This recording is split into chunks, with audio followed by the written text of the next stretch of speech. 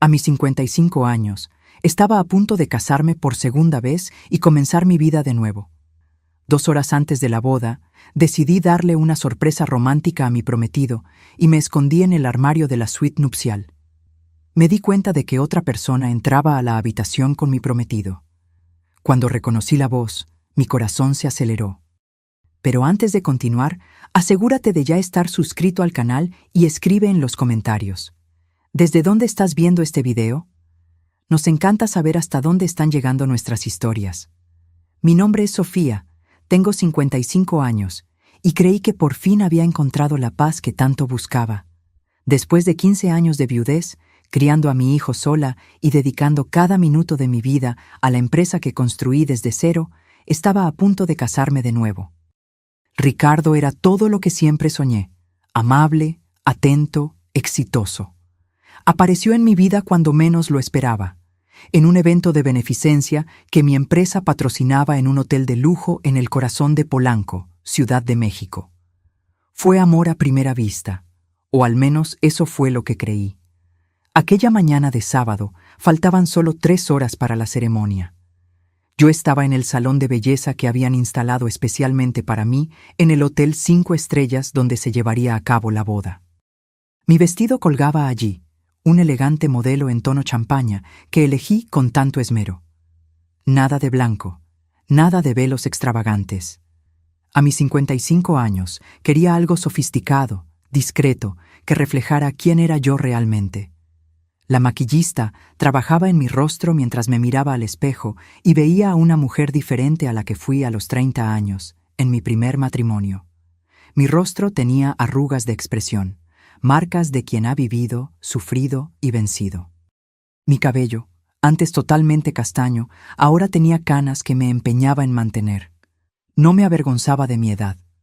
Al contrario, cada año vivido era una conquista. Mi hijo Héctor estaba abajo, recibiendo a los invitados junto con Ricardo. Héctor tenía 32 años y siempre fue el centro de mi vida. Después de que perdí a mi primer esposo en un accidente automovilístico, me dediqué por completo a criar a mi hijo y a manejar mi negocio. La empresa de importación que fundé creció más allá de mis expectativas. Hoy éramos líderes en el mercado, con contratos millonarios y una reputación sólida. Cuando le presenté a Ricardo a Héctor hace 6 meses, me alegré por la reacción de mi hijo. Abrazó a Ricardo calurosamente y dijo que solo quería verme feliz. Dijo que yo merecía empezar de nuevo, que había pasado demasiado tiempo sola. Esas palabras me llenaron de alegría. Ver a mi hijo apoyando mi nueva relación parecía la bendición final que necesitaba para seguir adelante. Ricardo era 10 años menor que yo. Tenía 45 años y trabajaba como consultor financiero. Conocía a mucha gente, tenía contactos importantes. Me ayudó a expandir los negocios, me presentó a inversionistas y abrió puertas que yo ni siquiera sabía que existían. Era carismático, siempre bien vestido, con esa sonrisa que iluminaba cualquier ambiente. Mi corazón, que yo creía que había olvidado cómo amar románticamente, volvió a latir con más fuerza. Mientras la maquillista aplicaba el último toque de rubor, una idea surgió en mi cabeza. Quería darle una sorpresa a Ricardo. Quería verlo cuando entrara a la suite nupcial, observar su rostro antes de revelarme. Sería un momento íntimo, especial, solo nuestro. Tomé mi celular y envié un mensaje a mi asistente, pidiéndole la tarjeta extra de la suite donde pasaríamos nuestra primera noche como marido y mujer. Ella respondió rápidamente, diciendo que dejaría la tarjeta en la recepción. Sonreí a mi reflejo en el espejo. A mis 55 años, todavía podía ser espontánea y romántica. La vida no había terminado solo porque tenía arrugas y canas. Estaba viva, enamorada y a punto de comenzar un nuevo capítulo. Cuando el maquillaje estuvo listo, le di un descanso al equipo por unos minutos, diciendo que necesitaba un momento a solas para recuperarme. Apenas salieron, tomé mi bolso y salí discretamente por la puerta lateral del salón de belleza. El pasillo del hotel estaba tranquilo. La mayoría de los empleados estaban ocupados preparando el salón de fiestas en la planta baja.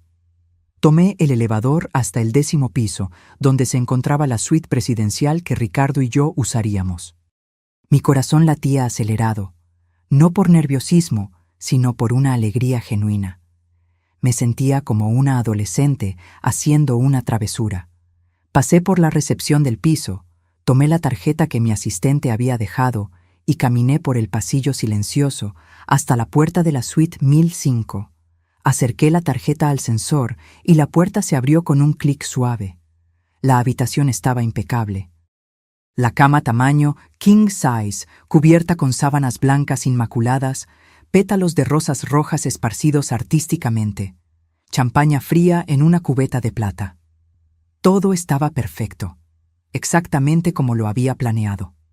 Miré alrededor buscando el lugar ideal para esconderme. Mi vestido era demasiado voluminoso para meterme debajo de la cama. El baño sería demasiado obvio. Mis ojos se detuvieron en el gran armario empotrado cerca de la ventana. Era espacioso, con puertas corredizas que dejaban una pequeña rendija cuando no estaban completamente cerradas. Abrí el armario y vi que estaba vacío, excepto por algunos ganchos y 2 batas de baño blancas colgadas. Había espacio suficiente para acomodarme dentro sin arrugar demasiado mi vestido. Respiré hondo y entré, cerrando la puerta corrediza casi por completo, dejando solo una pequeña abertura por la que podía ver la habitación. La luz que entraba por la rendija era suficiente para ver la cama y la puerta de entrada. Yo podía ver, pero difícilmente alguien me vería allí dentro. Me recargué en la pared del fondo del armario y esperé. Mi plan era simple.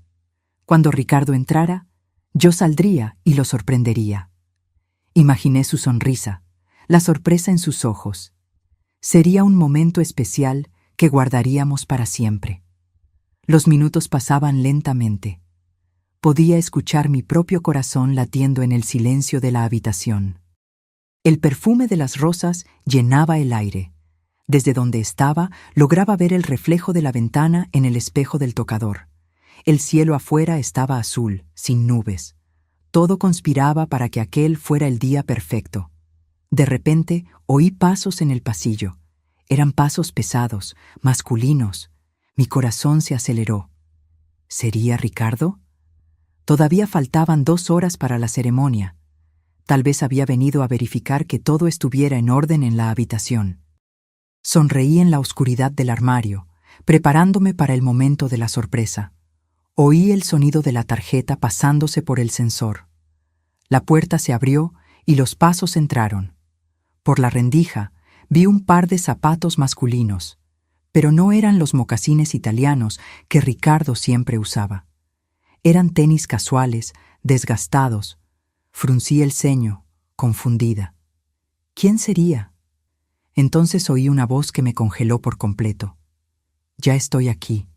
Te tardaste». Era la voz de mi hijo. Era Héctor. Mi mente entró en pánico. ¿Qué hacía Héctor allí? ¿Por qué estaba en la suite nupcial? Contuve la respiración, tratando de entender. Tal vez había venido a verificar algo por mí. Tal vez quería asegurarse de que todo estuviera perfecto. Pero ¿por qué ese tono de voz? Parecía impaciente, incluso irritado.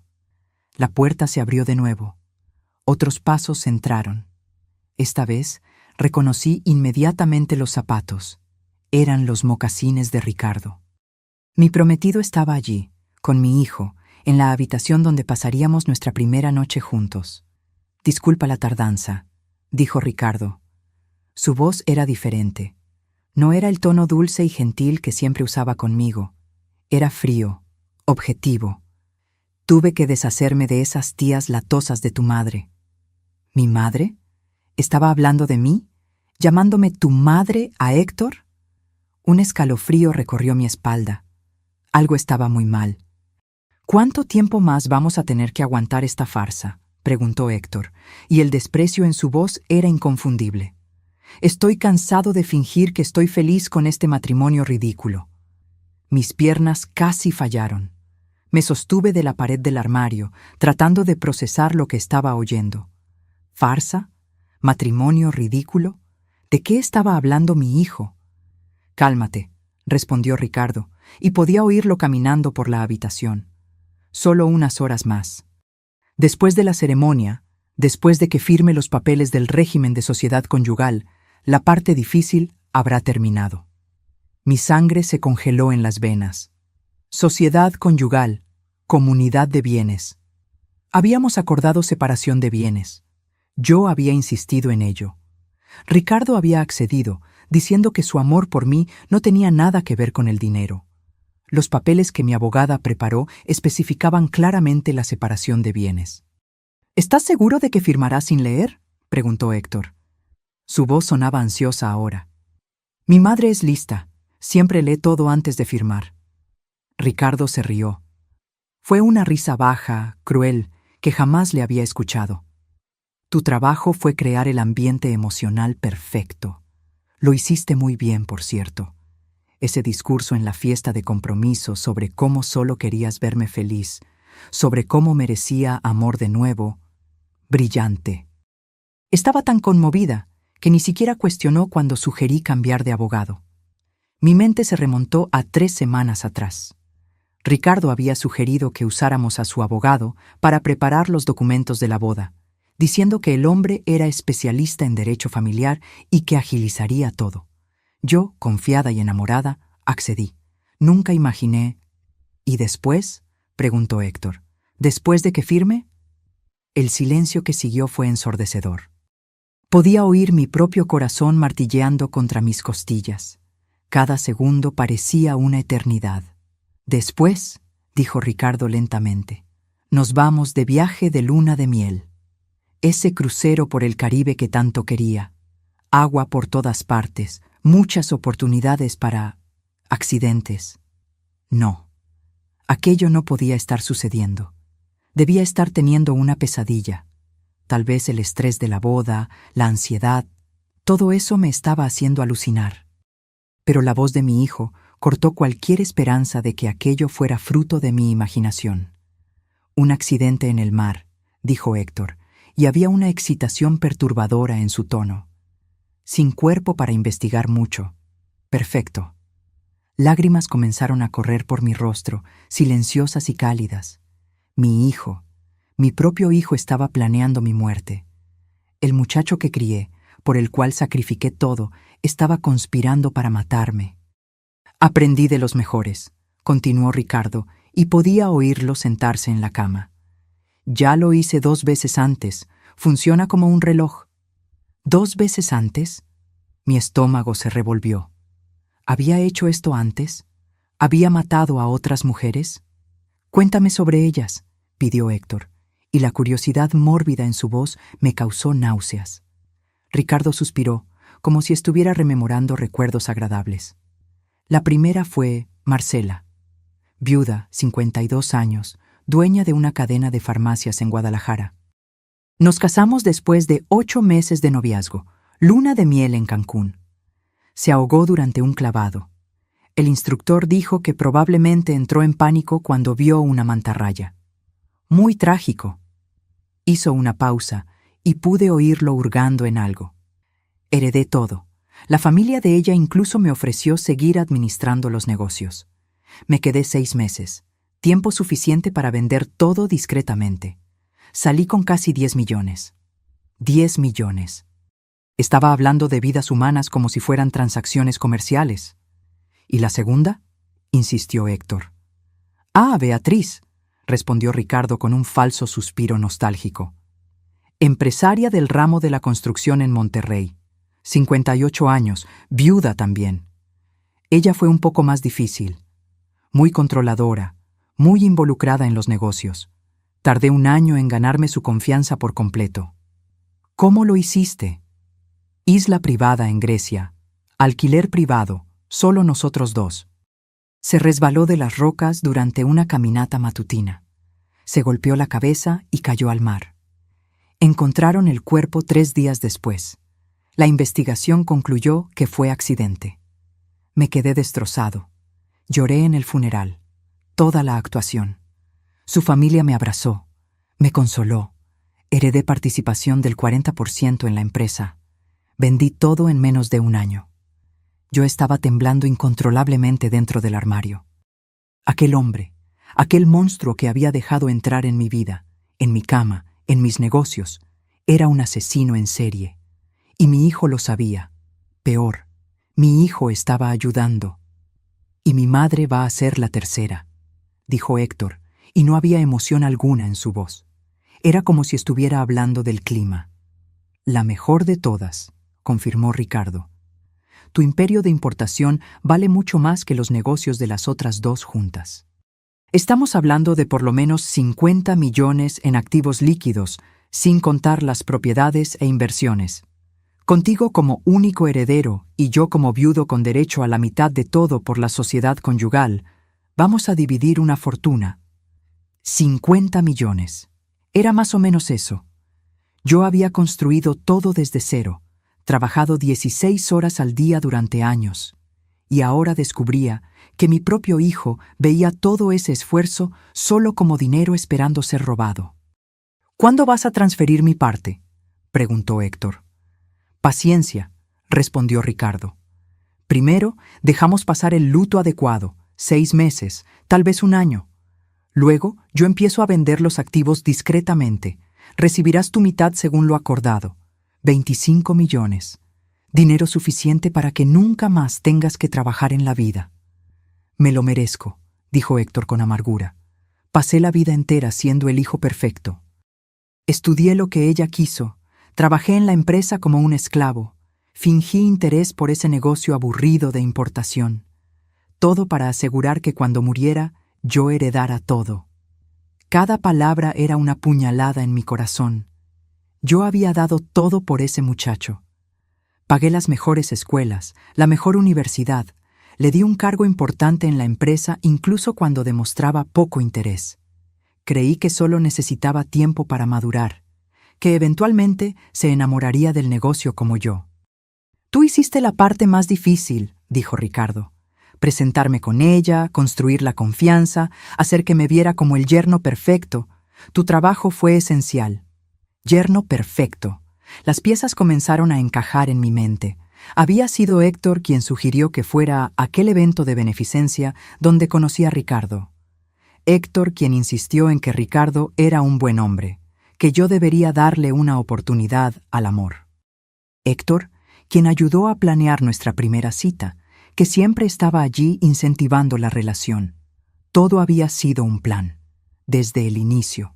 ¿Estás seguro de que no hay forma de que rastreen esto hasta nosotros?, preguntó Héctor, sonando preocupado por primera vez. Ninguna, garantizó Ricardo. Soy cuidadoso.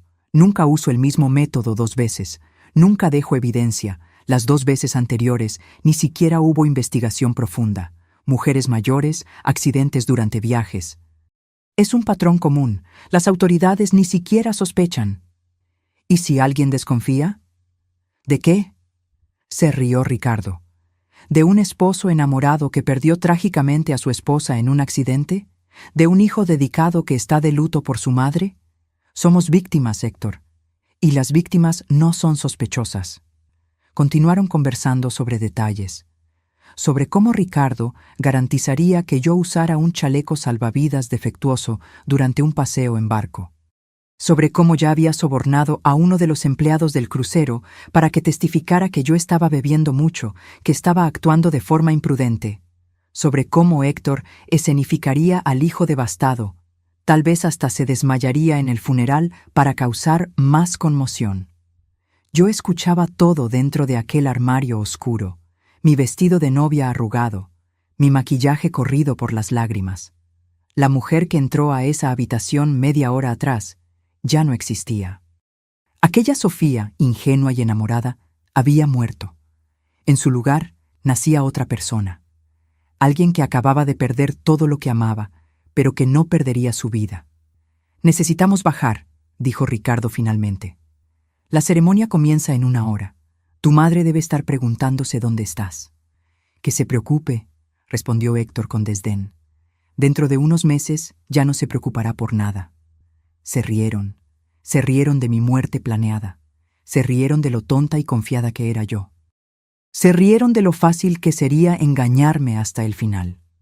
Oí pasos alejándose. La puerta se abrió y se cerró.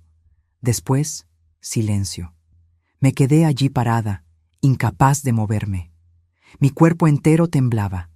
Las piernas estaban débiles, como si fueran a desplomarse en cualquier momento. ¿Cuánto tiempo pasé allí? No lo sé decir. Pudo haber sido 5 minutos o 30. Finalmente, con un esfuerzo inmenso, empujé la puerta del armario y salí. Me tambaleé hasta la cama y me senté, o mejor dicho, me desplomé sobre ella. Los pétalos de rosas se pegaron a mi vestido. La champaña seguía fría en la cubeta, indiferente a la tragedia que acababa de ocurrir en esa habitación. Miré al espejo del tocador y vi mi reflejo. Mis ojos estaban rojos, el rímel escurrido formando líneas negras en mi rostro.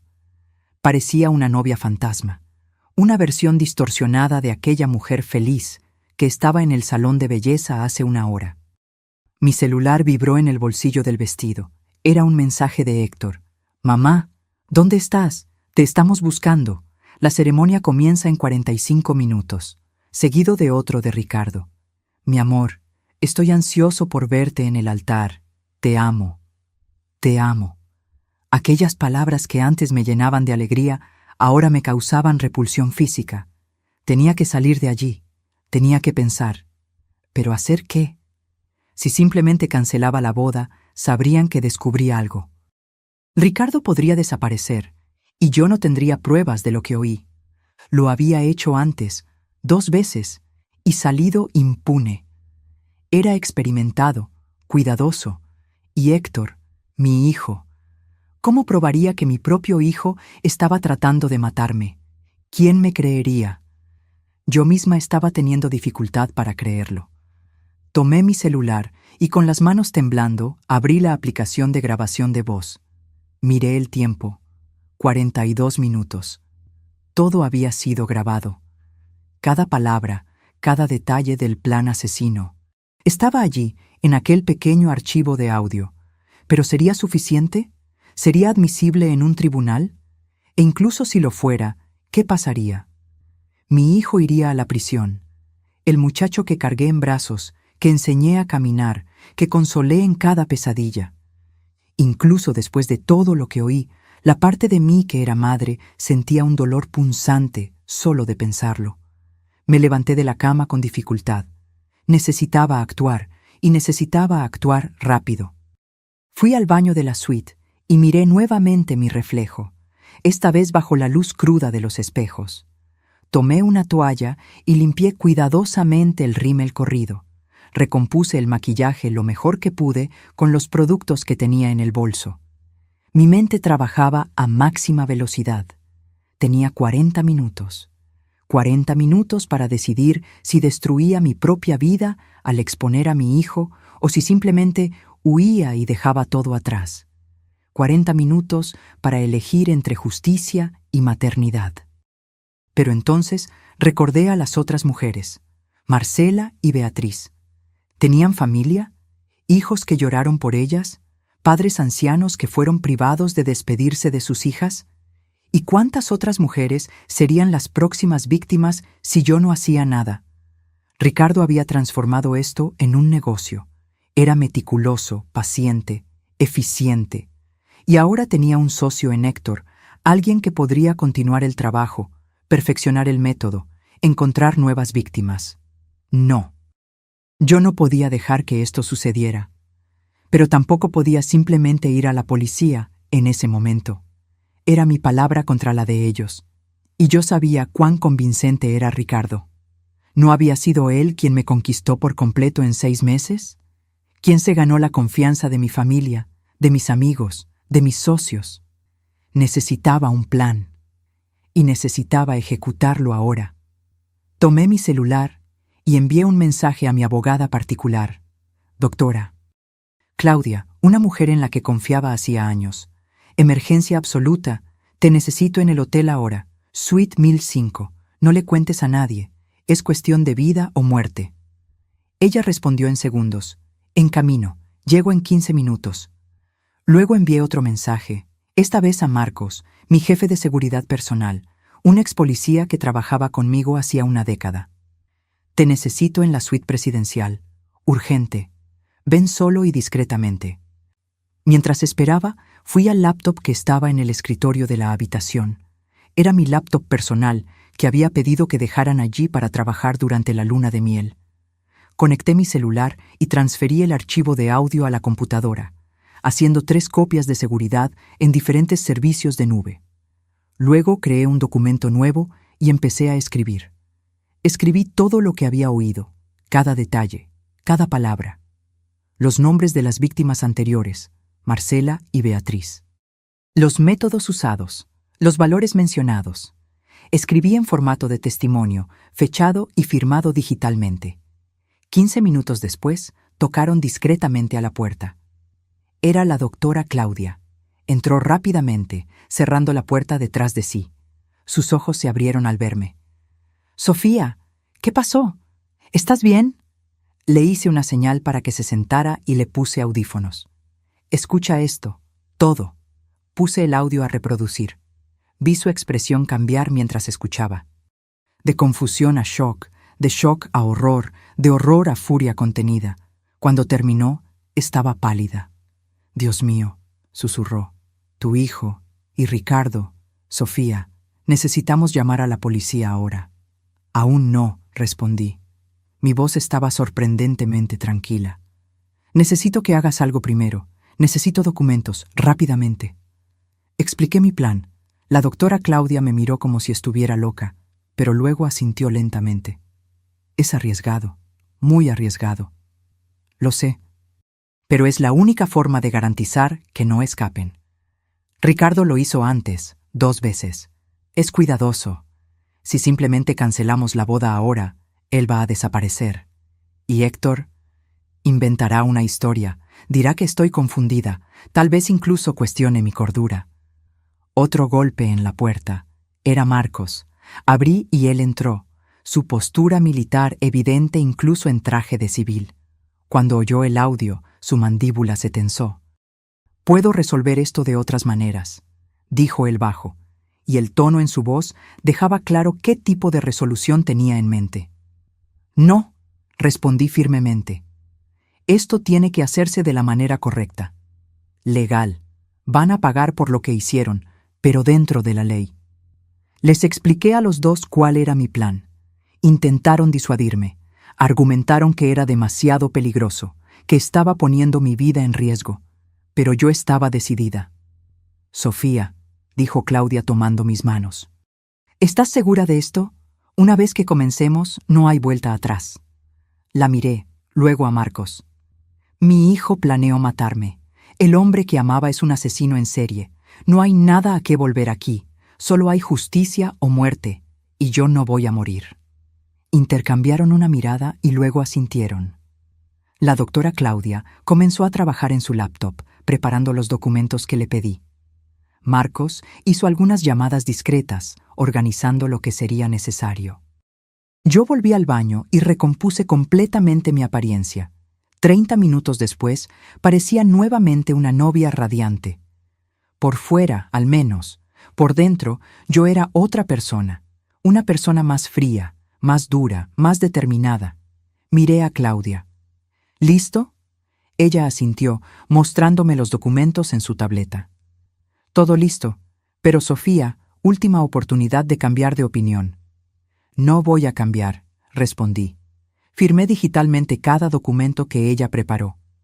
Tomé mi celular y envié un mensaje a Héctor. «Disculpa la demora, querido. Estaba terminando unos detalles. Estoy bajando ahora». A Ricardo. «Mi amor, nos vemos en el altar en 10 minutos. No puedo esperar». Marcos me escoltó discretamente hasta el elevador de servicio. Claudia siguió por otro camino, llevando su laptop y una copia de todo. Yo le había instruido exactamente qué hacer y cuándo hacerlo. Cuando llegué al salón donde sería la ceremonia, la música ya estaba tocando. Mis invitados estaban todos sentados, bellamente vestidos, sonriendo con expectativa. Héctor estaba al lado de Ricardo cerca del altar improvisado. Mi hijo me vio y sonrió. Fue una sonrisa cálida, perfecta. Era bueno en eso. Siempre lo fue. ¿Cuántas veces a lo largo de los años había malinterpretado sus expresiones? ¿Cuántas veces confundí sus manipulaciones con amor genuino? Ricardo se volteó cuando la música nupcial comenzó.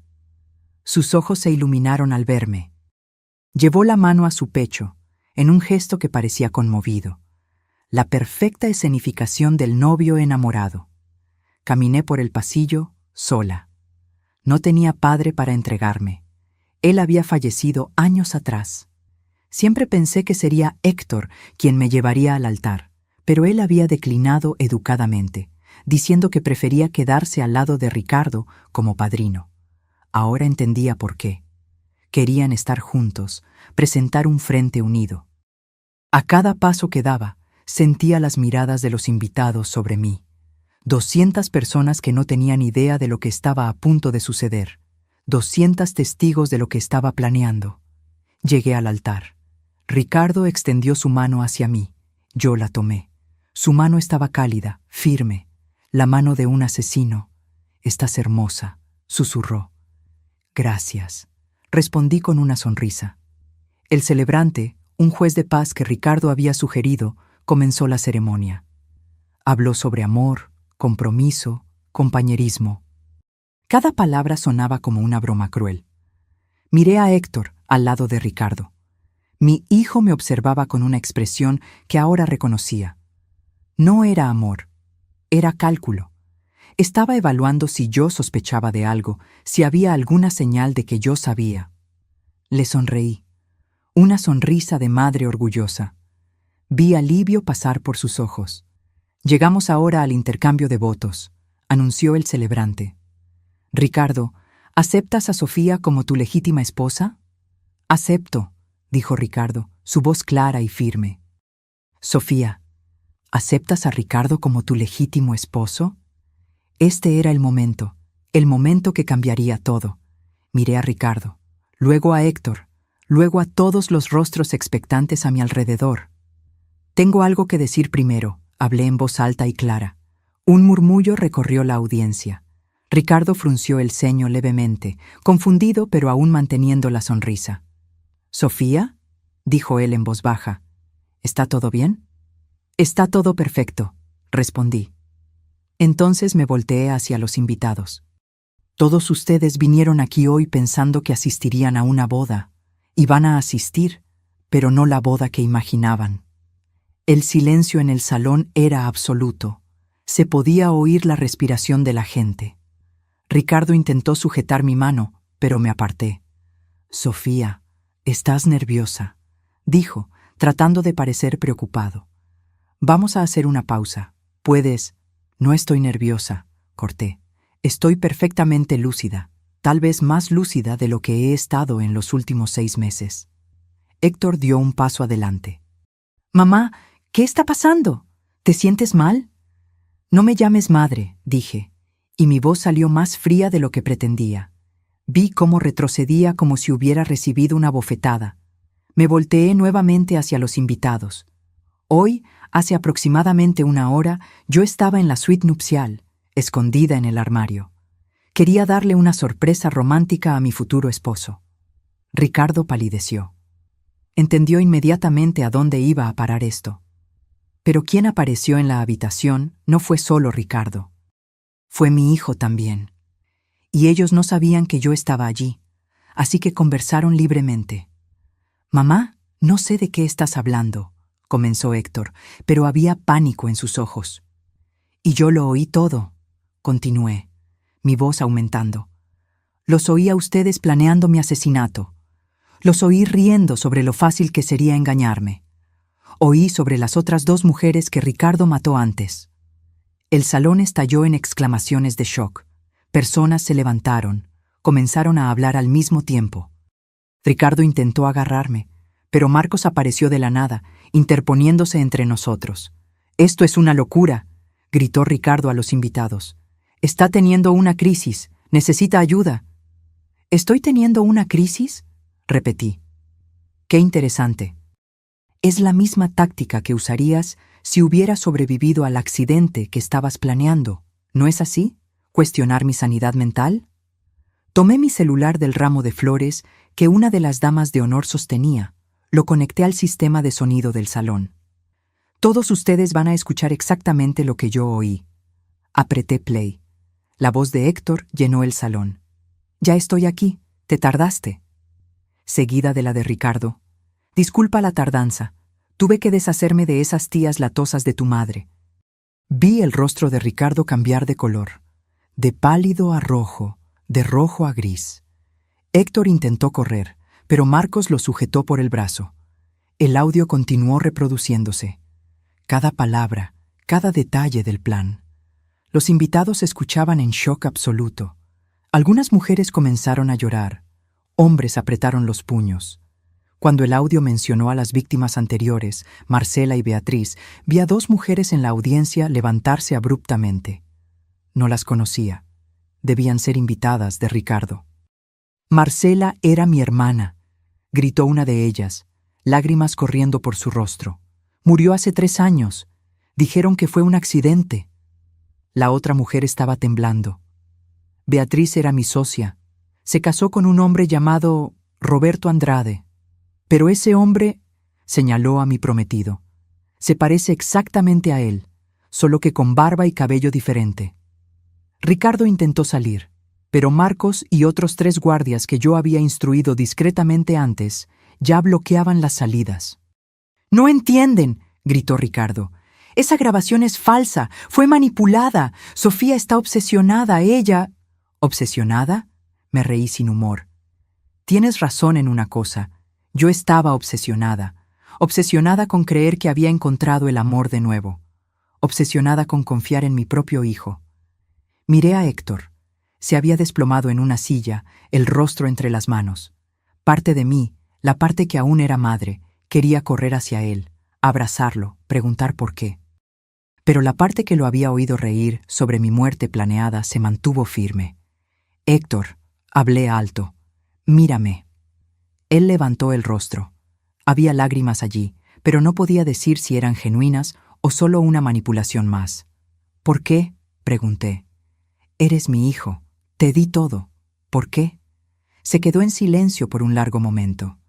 Luego, algo cambió en su expresión. La máscara cayó por completo. Lo que quedó era algo frío, resentido. «Porque estoy cansado», dijo. «Cansado de ser el hijo perfecto. Cansado de trabajar en ese negocio aburrido. Cansado de esperar que murieras naturalmente para finalmente tener lo que es mío por derecho». Cada palabra era una puñalada. «¿Por derecho? ¿Crees que tienes derecho a matarme? Ibas a dejármelo todo de todas formas», respondió con un encogimiento de hombros. «Solo estoy acelerando el proceso y sin tener que fingir que me importa más». La gente a nuestro alrededor jadeó. Mi mejor amiga, sentada en la primera fila, comenzó a sollozar fuerte. En ese momento, las puertas del salón se abrieron. Policías entraron, liderados por un delegado que Claudia había contactado. Ella había llevado copias de la grabación directamente a la policía mientras yo procrastinaba la ceremonia. «Ricardo Montes, también conocido como Ricardo Silva y Ricardo Méndez», anunció el delegado. «Queda usted arrestado por sospecha de 2 homicidios y conspiración para cometer asesinato». 2 oficiales lo esposaron. Ricardo intentó resistirse, gritando que todo era un malentendido, que yo estaba loca, que él era inocente, pero las esposas ya estaban en sus muñecas. «Héctor Gutiérrez», continuó el delegado, «queda usted arrestado por conspiración para cometer asesinato». Cuando los policías se acercaron a Héctor, algo dentro de mí se rompió. Mi hijo, mi bebé. Me acordé de cuando nació, de aquel pequeño ser que puse en el mundo. Del primer día de clases, de las noches que pasé al lado de su cama cuando estaba enfermo. Él me miró mientras era esposado. ¿De verdad vas a hacer esto? ¿Tu propia familia? Dejaste de ser mi familia cuando planeaste matarme, respondí, pero mi voz se quebró al final. Fueron llevados. Ricardo aún gritando su inocencia, Héctor en silencio, mirando al suelo. Los invitados estaban en shock absoluto. Algunos intentaron consolarme, pero levanté la mano, pidiendo espacio. La doctora. Claudia se acercó. «Hay reporteros afuera. La noticia ya se filtró. Necesitas prepararte». Asentí. «Déjalos entrar. Voy a dar una declaración. Sofía, ¿estás segura? No tienes que hacer esto ahora. Acabo de descubrir que mi hijo y mi prometido querían matarme, completé. Sí, estoy consciente. Y sí, voy a hablar. Salí del salón. Los flashes de las cámaras eran cegadores. Micrófonos fueron empujados hacia mí, preguntas gritadas de todos lados. Levanté la mano y el tumulto disminuyó. Mi nombre es Sofía Gutiérrez, comencé. Hoy debía ser el día más feliz de mi vida. En su lugar, descubrí que las dos personas en quienes más confiaba planeaban asesinarme por dinero. Hice una pausa, dejando que eso se asimilara. Pero no voy a ser una víctima, no voy a ser un nombre más en una lista de mujeres que fueron manipuladas y asesinadas. Voy a usar cada recurso que tengo, cada contacto, cada centavo, para garantizar que se haga justicia. Un reportero gritó: «Señora Gutiérrez, ¿cómo se siente con respecto a su hijo?». Respiré hondo. Estoy destrozada. Como madre, estoy completamente destrozada. Pero como mujer, como ser humano, estoy furiosa. Y la furia va a superar al dolor, al menos por tiempo suficiente para hacer lo que tiene que ser hecho. Otro reportero: «¿Va a demandar?». «Voy a hacer más que demandar», interrumpí. «Voy a asegurarme de que cada víctima de Ricardo sea reconocida. Marcela y Beatriz no van a ser olvidadas como simples accidentes. Y voy a usar mi historia como alerta. Mujeres, especialmente mujeres mayores, son vistas como blancos fáciles. Bueno, yo no soy fácil, y no voy a dejar que otras sean tratadas así». Los días que siguieron fueron un torbellino. La historia se esparció como fuego por los medios nacionales. Novia de 55 años expone plan de asesinato en el altar, estaba en todos los titulares. Programas de televisión me buscaban, podcasts de True Crime querían entrevistas, periodistas acampaban en la puerta de mi casa en Las Lomas. Di algunas entrevistas cuidadosamente seleccionadas. Cada vez que contaba la historia se volvía más fácil. No el dolor, sino la narrativa. Yo estaba transformando mi trauma en algo útil, en un mensaje. La investigación policial avanzó rápidamente. Con la grabación que proporcioné y el testimonio de las familias de Marcela y Beatriz, consiguieron una orden de registro completa para la casa de Ricardo. Lo que encontraron allí fue aterrador. Había una computadora con archivos detallados sobre no 2, sino 5 mujeres. Marcela y Beatriz eran las que él había mencionado, pero había 3 otras en ciudades diferentes, todas muertas en accidentes en los últimos 10 años. Cada una dejó a Ricardo como beneficiario de seguros de vida cuantiosos o heredero de propiedades. También había una carpeta sobre mí. Contenía todo: mis horarios, mis rutas habituales, detalles sobre mi salud, mis medicamentos, mis preferencias. Él había estudiado cada aspecto de mi vida con la meticulosidad de un depredador estudiando a su presa. Y lo más perturbador, había anotaciones sobre otras mujeres, potenciales víctimas futuras. Todas viudas exitosas, todas en el rango de los 50 a 60 años, todas con patrimonios significativos. La fiscalía me llamó. Tenían evidencia suficiente para acusar a Ricardo por 5 homicidios, no solo 2. Con mi grabación y el testimonio que yo daría, tenían un caso sólido. Pero había un problema. Héctor. Técnicamente, explicó la fiscal, una mujer rigurosa llamada licenciada Susana. Tu hijo puede alegar que fue coaccionado, que tenía miedo de Ricardo, que solo estaba cooperando para salvar su propia vida. Pero la grabación, protesté. Él estaba claramente participando voluntariamente. Estaba emocionado con eso. Lo sé, y vamos a usar eso. Pero un buen abogado defensor puede crear duda razonable. Es joven, puede decir que fue manipulado por un hombre mayor y experimentado. La idea de que Héctor escapara de la plena punición me enfureció. ¿Qué necesitas de mí? Tu testimonio será crucial, pero también... Sofía, necesito que estés preparada. La defensa va a intentar destruirte en el estrado de los testigos. Van a cuestionar tu estabilidad mental, tus motivaciones. Van a sugerir que manipulaste la grabación, que te estás vengando de un hijo que te decepcionó. Que lo intenten, respondí. El juicio fue programado para 6 meses después. Mientras tanto, los medios seguían frenéticos. Descubrieron la identidad de las otras 3 víctimas de Ricardo. Familias que habían llorado a seres queridos perdidos en accidentes trágicos, ahora descubrían que fueron asesinatos planeados. Una de esas familias me contactó. La hija de una de las víctimas, una mujer llamada Patricia, vino a mi oficina.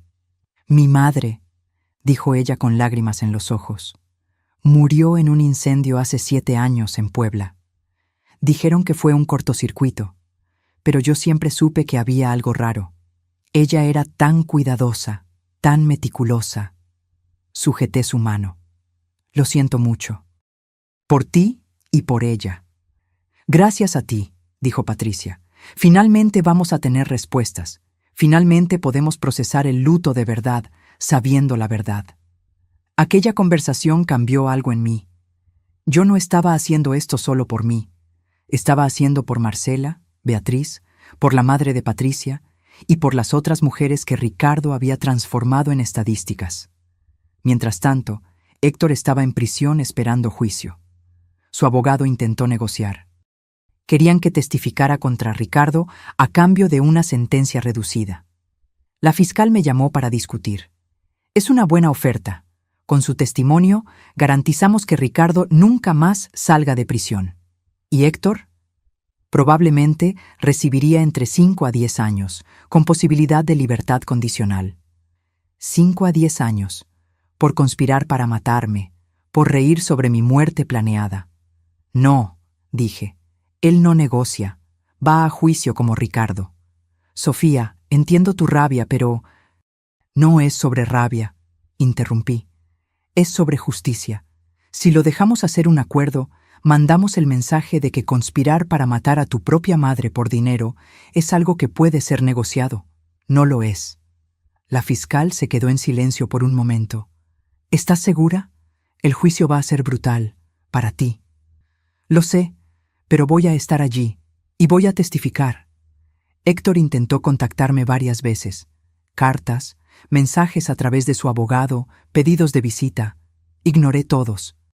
No tenía nada que decirle, o mejor dicho, todo lo que tenía que decir lo diría en el tribunal. Su abuela paterna, mi ex-suegra, vino a verme. Estaba destrozada. «Sofía», lloró ella, «es mi nieto, mi único nieto. Por favor, no puedes...» «Él planeó matarme», dije gentilmente, pero firmemente. «Él se rió de eso. Si oyeras la grabación...» «La oí», admitió ella, secándose las lágrimas. «La policía me la mostró, pero es un niño, fue influenciado. Tiene 32 años, no es un niño. Y nadie lo influenció a desear mi muerte, eso vino de él». Ella se fue llorando. Sentí pena por ella. Era inocente en todo esto, solo una abuela que amaba a su nieto. Pero yo no podía dejar que eso cambiara mi decisión. Los meses pasaron lentamente. Me sumergí en el trabajo, usando la empresa como distracción. Irónicamente, los negocios nunca habían ido mejor. La publicidad, aunque trágica, había puesto mi nombre en evidencia. Nuevos contratos aparecían, inversionistas se acercaban. Usé parte de las ganancias para crear una fundación, Justicia para ella, dedicada a ayudar a familias de mujeres que murieron en circunstancias sospechosas a conseguir investigaciones adecuadas. Contraté investigadores privados, abogados, ofrecí recursos para quien no podía pagar. Marcela, Beatriz y las otras 3 víctimas de Ricardo se convirtieron en las primeras beneficiarias póstumas. Sus historias fueron contadas, sus muertes reinvestigadas adecuadamente, sus memorias honradas. Finalmente, llegó el día del juicio. El tribunal estaba lleno. Medios de todo el país estaban allí. Las familias de las víctimas sentadas juntas en solidaridad. Mis amigos y empleados apoyándome. Y allí al frente, separados por guardias, estaban Ricardo y Héctor. Ricardo parecía diferente, más pequeño de alguna forma. La confianza que siempre exhaló había desaparecido. Sus hombros estaban encorvados, su rostro pálido. Héctor me miró cuando entré. Intentó sonreír, aquella sonrisa que siempre usaba cuando quería algo de mí. Desvié la mirada. El juez entró y el juicio comenzó. La fiscal presentó el caso metódicamente. La grabación fue reproducida para el jurado. Vi sus expresiones cambiar de neutras a choqueadas, de choqueadas a asqueadas. Entonces llamaron a la primera testigo, yo. Me levanté y caminé hasta el estrado de los testigos. Puse mi mano sobre la Biblia y juré decir la verdad, toda la verdad, nada más que la verdad. La fiscal comenzó con preguntas básicas. Mi nombre, edad, profesión. ¿Cómo conocí a Ricardo? ¿Cuánto tiempo fuimos novios? Respondí todo calmada, claramente. Entonces llegamos al día de la casi boda. ¿Puede contarnos con sus propias palabras qué sucedió aquel día? Respiré hondo. Yo estaba feliz. Estaba a punto de casarme con un hombre que amaba, o al menos pensaba que amaba. Decidí darle una sorpresa romántica. Quería esconderme en la suite nupcial y sorprenderlo cuando entrara. ¿Y qué sucedió cuando estaba escondida? Oí pasos. Creí que era Ricardo, pero reconocí la voz de mi hijo, Héctor. Me extrañó. No entendía qué haría él allí. Entonces Ricardo entró también. ¿Y ellos sabían que usted estaba allí? No, yo estaba escondida en el armario. Pensaban que estaban solos. ¿De qué conversaron? Cerré los ojos por un momento, dejando que las palabras regresaran. Héctor preguntó cuánto tiempo más tendrían que aguantar la farsa. Ricardo dijo que solo unas horas más, hasta que yo firmara los papeles de la boda. ¿Qué papeles? Descubrí después que Ricardo había cambiado los documentos de separación de bienes que yo había acordado por documentos de sociedad conyugal. Él planeaba que yo firmara sin leer, durante la ceremonia, estando conmovida. La fiscal asintió. ¿Y luego? Luego comenzaron a hablar sobre matarme. Mi voz falló un poco. Sobre un accidente durante la luna de miel. Ricardo mencionó que lo había hecho antes con otras mujeres, Marcela y Beatriz. ¿Cómo se sintió oyendo eso? Como si mi mundo se estuviera desmoronando, admití. El hombre que amaba estaba planeando matarme. Y peor, mucho peor, era que mi hijo estaba ayudando. Mi propio hijo, que crié, que amé, estaba participando activamente del plan. Lágrimas comenzaron a escurrir, pero no las limpié. Dejé que el jurado viera mi dolor. ¿Y qué dijo Héctor durante esa conversación?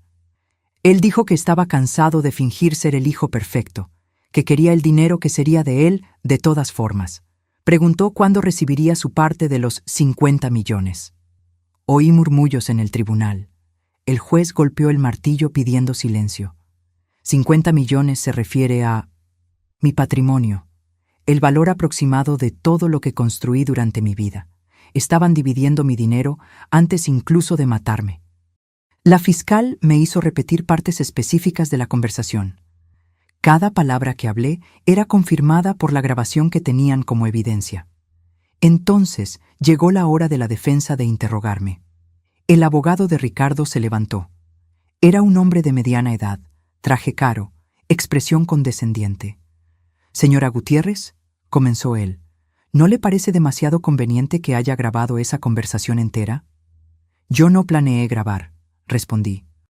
Mi celular estaba en el bolsillo del vestido con la aplicación de grabación abierta porque la había usado para grabar algunos mensajes para Ricardo más temprano. Continuó grabando sin que yo me diera cuenta. «Ah, qué suerte», dijo él sarcásticamente. «¿Y usted, una mujer de negocios experimentada, quiere que creamos que no notó que estaba grabando?» Yo estaba escondida en un armario oyendo a mi hijo y a mi prometido planear matarme. Respondí firmemente. No estaba exactamente preocupada por mi celular. O tal vez, él sugirió, usted estaba escenificando todo esto. Tal vez estaba enojada porque su hijo no aprobaba ese matrimonio. Tal vez quería vengarse. Mi hijo aparentaba aprobar completamente el matrimonio, respondí. ¿Y por qué inventaría que mi propio hijo quiere matarme? Dinero, dijo él simplemente. Con su hijo preso, usted mantiene total control sobre su patrimonio.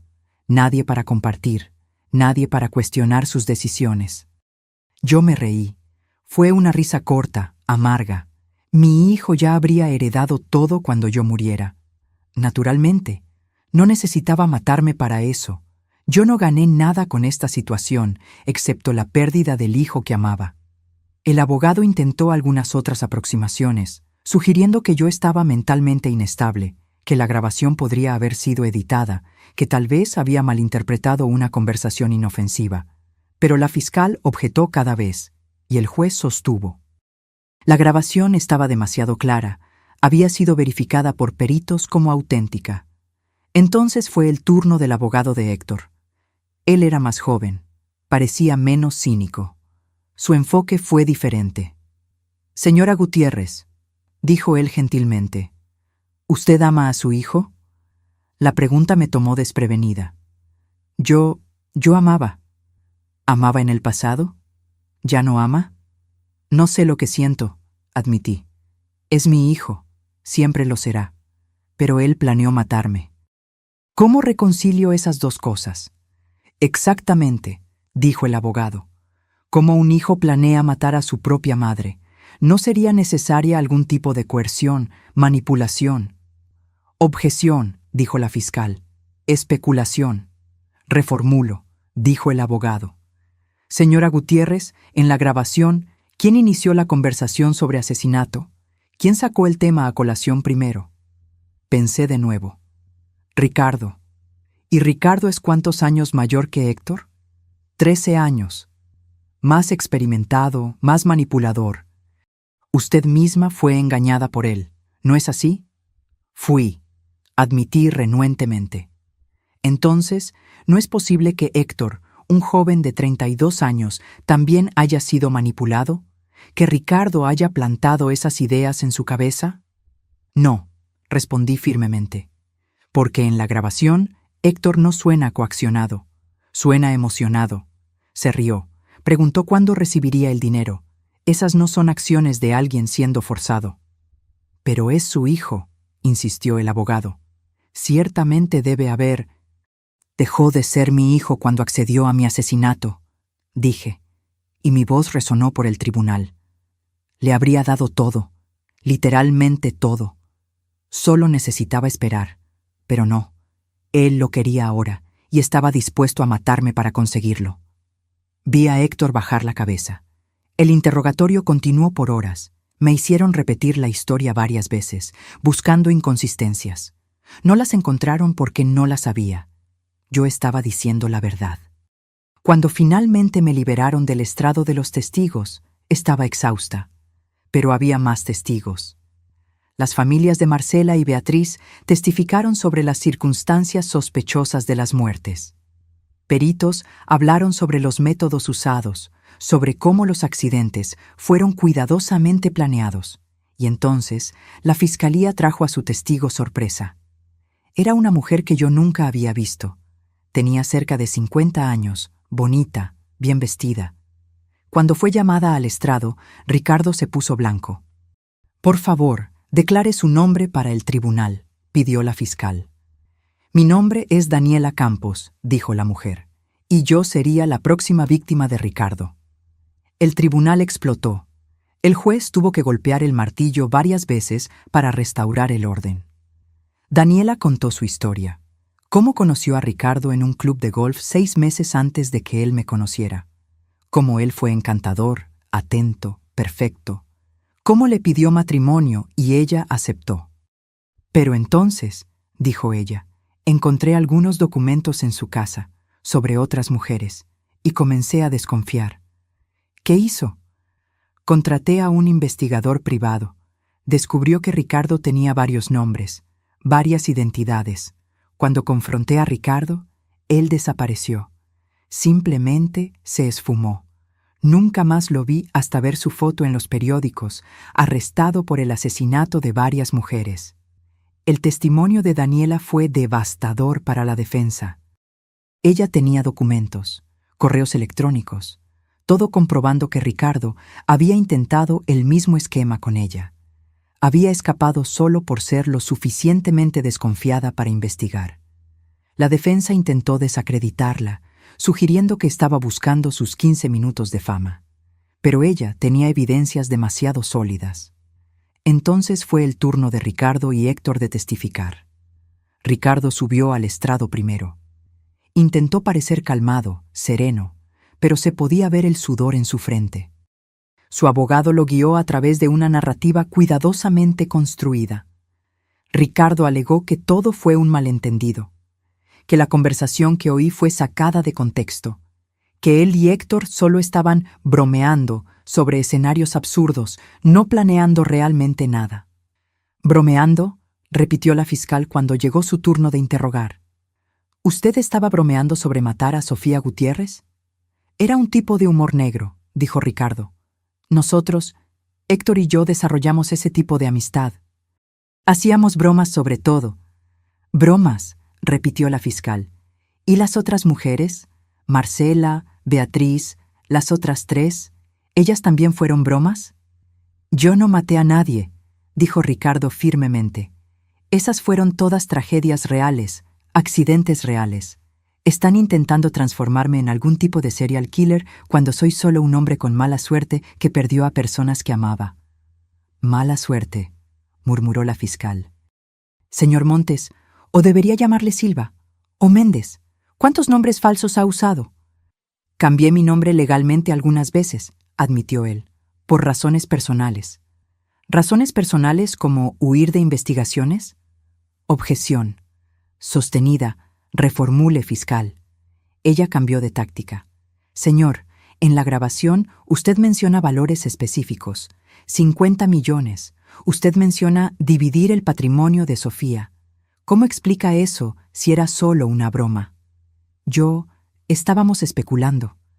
Sobre hipotéticamente, si algo le sucediera a Sofía. Conveniente. ¿Y usted siempre especula sobre la muerte de sus prometidas? Las preguntas continuaron, incisivas, implacables. Ricardo intentó mantener su historia, pero la fiscal lo desmontó pieza por pieza. Cada respuesta suya creaba más contradicciones. Finalmente, salió del estrado pareciendo derrotado. Entonces fue el turno de Héctor. Mi hijo subió al estrado lentamente. Parecía mucho más joven que sus 32 años, casi frágil.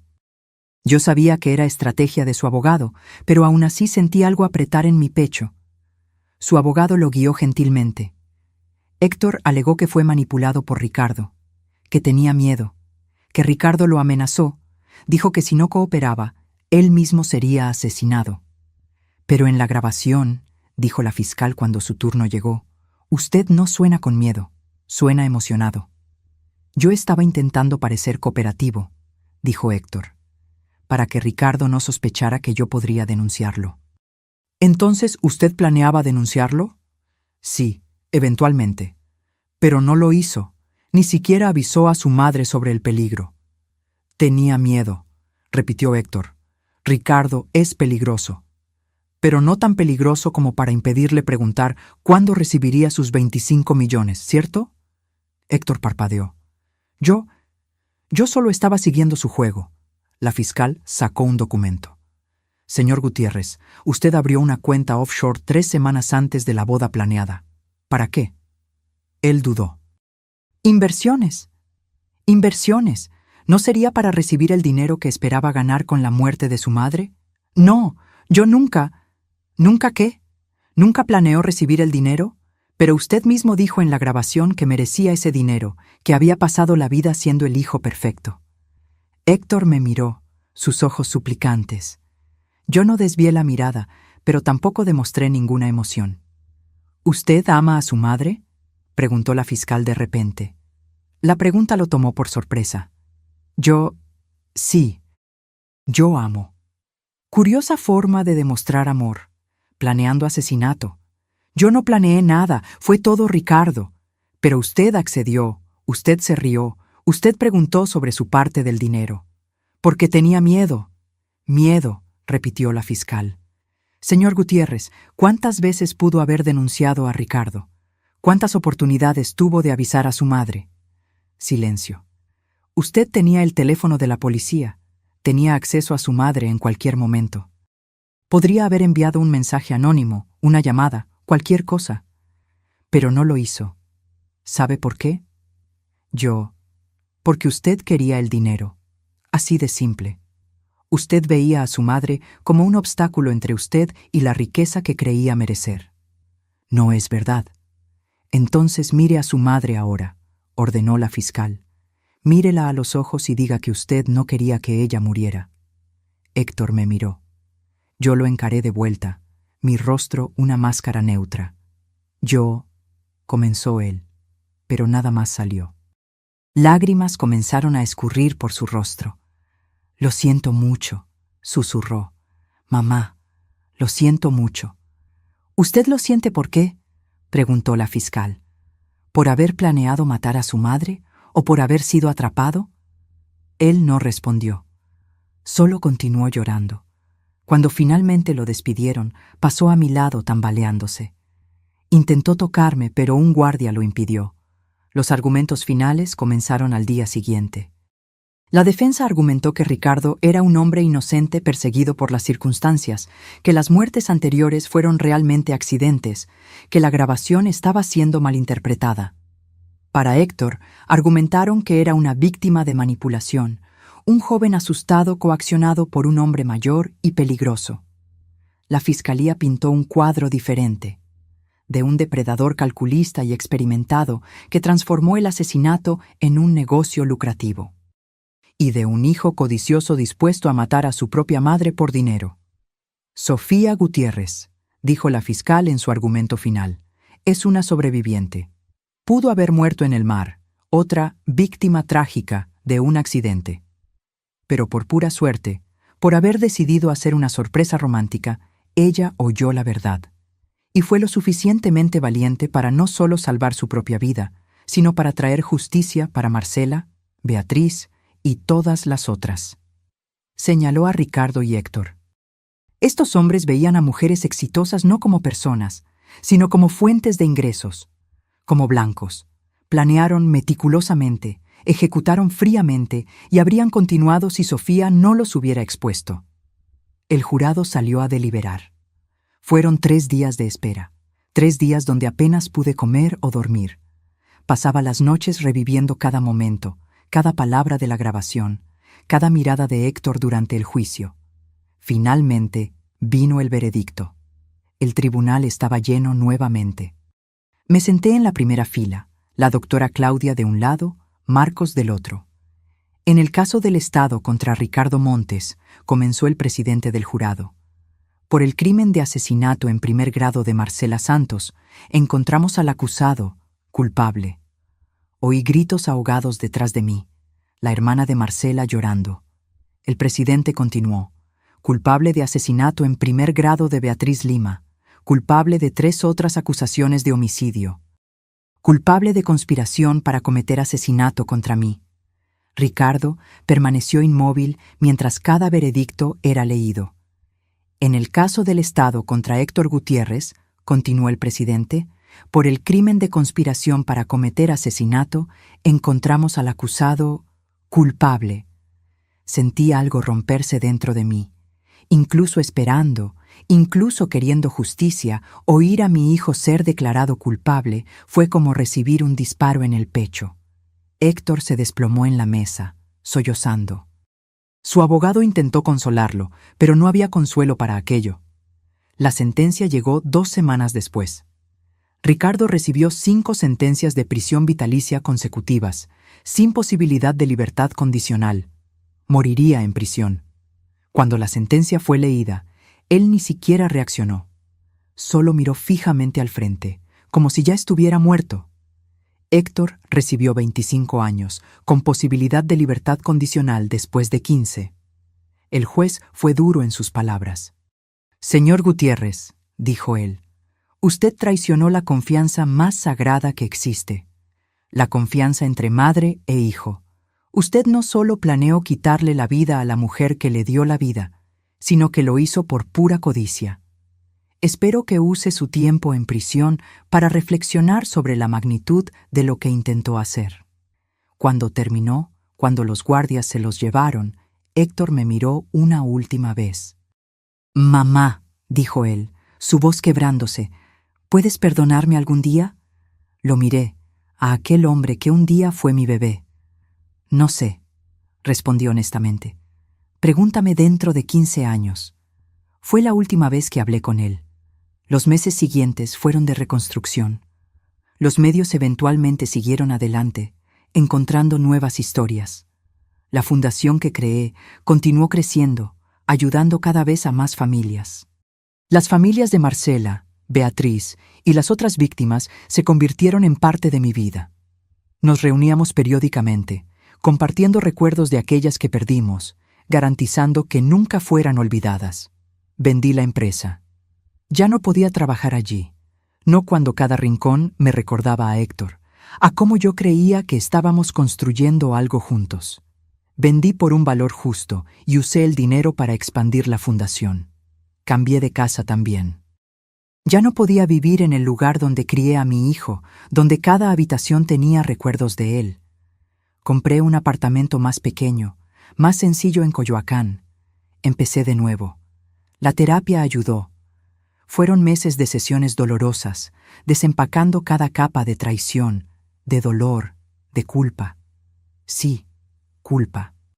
Porque por más que supiera racionalmente que no era mi culpa, parte de mí seguía preguntando, ¿dónde me equivoqué? ¿Cuándo mi hijo se transformó en alguien capaz de planear mi asesinato? Usted no se equivocó, mi terapeuta repetía. Algunas personas simplemente toman malas decisiones, decisiones crueles, y eso no es un reflejo de usted como madre. Pero tomó tiempo aceptar eso. Un año después del juicio, recibí una carta. Era de Héctor. Me quedé mirando el sobre por días antes de tener el coraje de abrirlo. Cuando finalmente abrí, encontré páginas y páginas de su letra, aquella misma letra que vi en tarjetas del Día de las Madres, en notas cariñosas, en dibujos infantiles. Pedía disculpas. Decía que entendía si yo nunca lo perdonaba, que estaba en terapia en prisión, intentando entender por qué hizo lo que hizo, que la codicia, el resentimiento, la envidia habían envenenado su corazón poco a poco, año tras año. Yo te veía trabajando tanto, escribió él, construyendo ese imperio, y empecé a sentir como si fuera mío por derecho, como si me debieras aquello.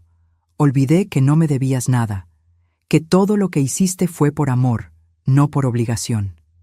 Hablaba sobre Ricardo, sobre cómo fue seducido por la idea de riqueza rápida, cómo Ricardo alimentó su resentimiento, validó su codicia, la transformó en un plan concreto. Pero no puedo culpar solo a él, escribió. Fui yo quien eligió escuchar. Fui yo quien accedió. Fui yo quien se rió sobre tu muerte, y voy a cargar con eso el resto de mi vida. Terminaba diciendo que no esperaba respuesta, que no esperaba perdón, que solo quería que yo supiera que estaba intentando ser una mejor persona. Guardé la carta. No respondí. Aún no estaba lista. 2 años pasaron, luego 3. Hice terapia, viajé, conocí gente nueva. Aprendí a confiar de nuevo, lentamente. Hice nuevos amigos, cultivé nuevos hobbies. Descubrí quién era Sofía sin ser la madre de Héctor, sin ser la CEO de una empresa. Y aprendí algo importante. Yo era fuerte, más fuerte de lo que jamás imaginé. Había sobrevivido a la traición suprema. Me había quedado escondida en un armario, oyendo a mi hijo planear mi asesinato, y no solo sobreviví, sino que luché.